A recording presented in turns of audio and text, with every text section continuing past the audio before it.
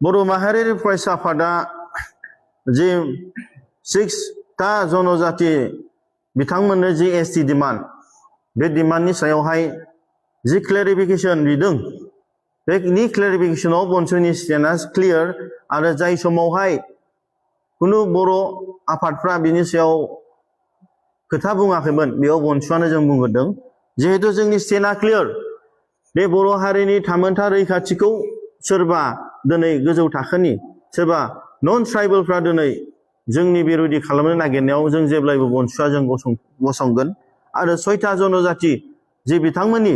जि demand बे डिमान्डआव बर' माहारियारि फरायसा आफादा जों जेब्लायबो बुंगोन बे बिथांमोननि डिमान्ड खालामनायाव जोंहा बुंनांगौ गैया नाथाय जेब्ला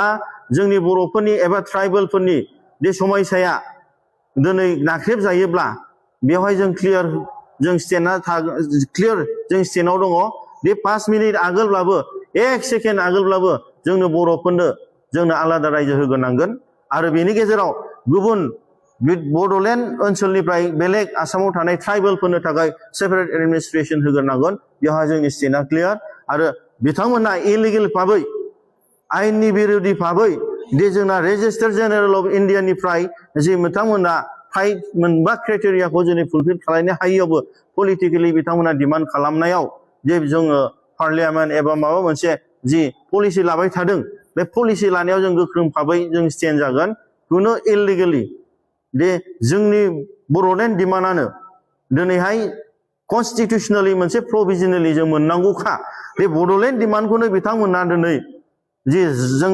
माने कनस्टिटिउसनेलि संबिधानिक जों मोननांगौखौनो होआखैब्ला आसाम बादियावनो दिनै बर'फ्रा हाजोआव दाबो एसटि मोनाखैब्ला अब्ला दिनै गुबुननिफ्राय फैनानै जोंनाव एसटि मोननांगौआ कुनु पसिबल नङा आरो बेयावहाय बनसुआ गोख्रों भाबै जों स्टेन्ड जागोन आरो आइनि भाबैबाबो जोङो दिनै स्टेन्ड जागोन आरो फैबाय थानाय समाव जों बनसुआबो बेनि सायाव जों स्टेन्ड गोख्रों भाबै जों गसंगोन